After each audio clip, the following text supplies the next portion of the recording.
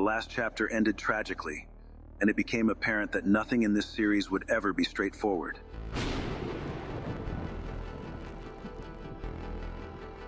The story takes me back to my younger days in prison, where I had been promised protection and care by Cesar. But that was far from the harsh reality. Cesar also dangled the promise of saving my mother's life, which turned out to be one lie among many. Within days, I found myself beaten and broken. My lawyer did visit, but there was never any good news. The promised 2 months turned into a torturous 8. It was during that time that I received the devastating news of my mother's passing. Episode 5 unveils a tale of exploitation, where the less privileged are set up as pawns for the wealthy. In this complex narrative, I've truly found an ally in Elisa in Who Killed Sara. Authorities swarm the scene after Elroy's tragic collision with Ortega. Elisa checks up on me, swearing she had no involvement in the incident.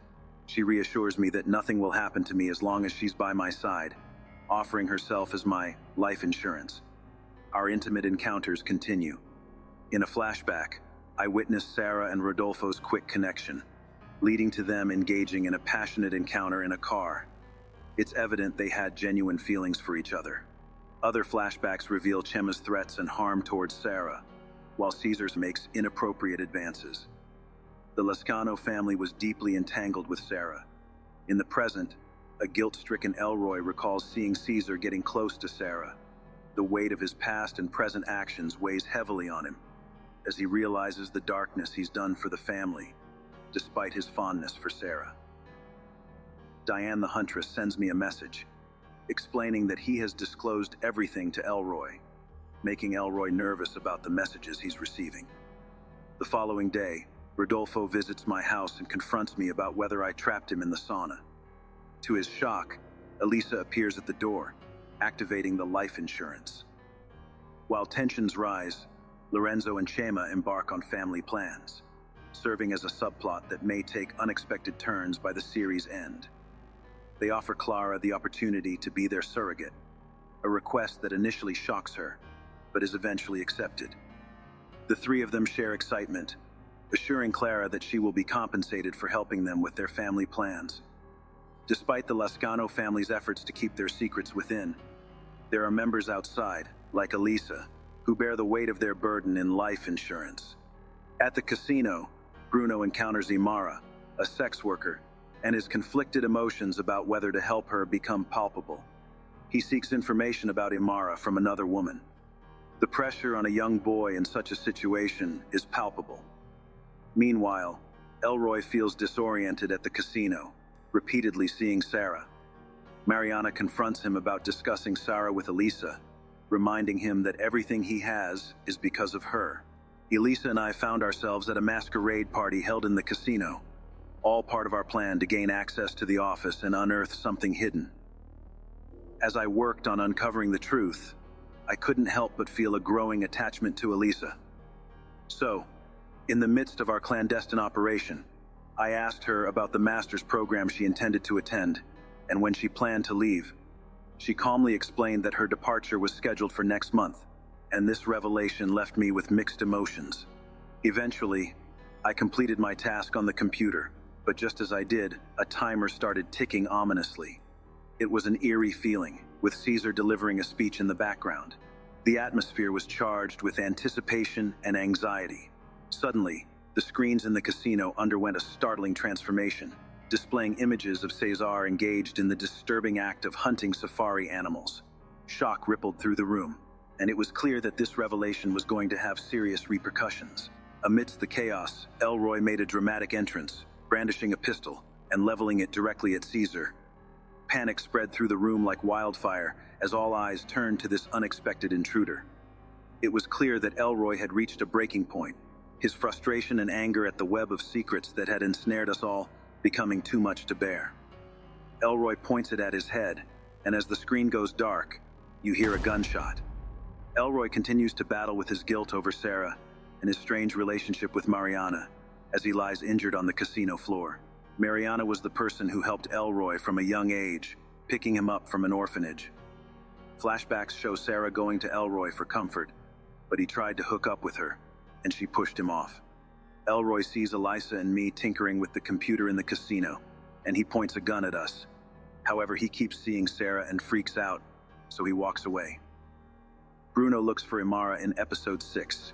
His curiosity has gotten the better of him, and he wants to see how he can save her.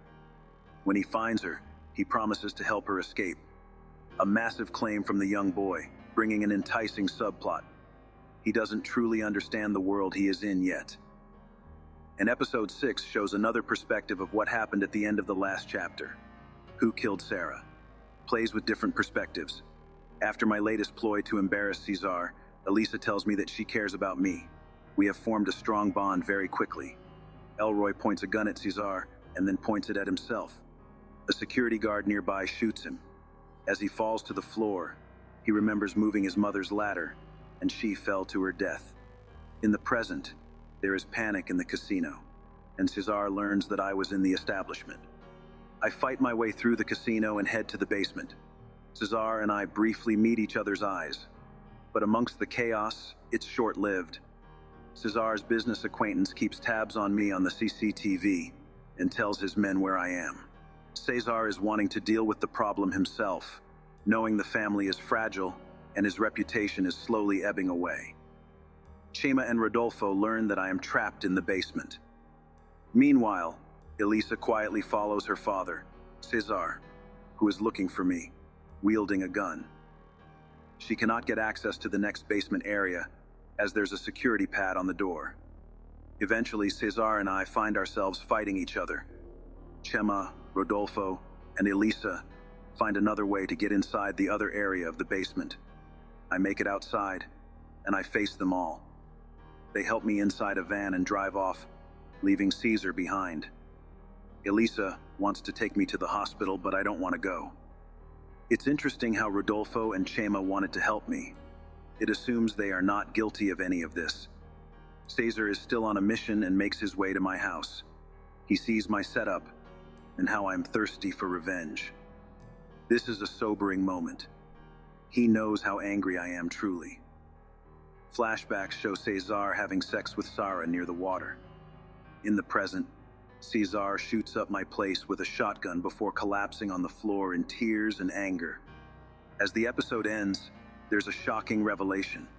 In the van, I reveal it is my fault that Elroy tried to commit suicide. He told me that Sara's baby wasn't Rodolfo's. Rodolfo suddenly stops the car in shock. Due to my latest ploy, the casino and Caesar's reputation are in tatters in the media. Everything is falling apart, with a strong possibility that if Rodolfo becomes CEO, Sara's case will be reopened. I know this cannot end well. Meanwhile, I'm here with the Lascano siblings at the estate. Rodolfo claims he trusted his father and did not know he had set me up. There are plenty of home truths for the siblings in episode 7. I tell them that it's up to them if they want to stop me, and that puts me in a strange situation where I'm colluding with the Lascano siblings in a strong turn of events. Rodolfo asks me who made my sister Sara pregnant, but I don't want to tell him. I asked Chema for the videos he had because they had vital information about the day Sara was murdered. Chema gets defensive and walks off. The siblings have to start accepting that their father is a criminal after avoiding the truth for years.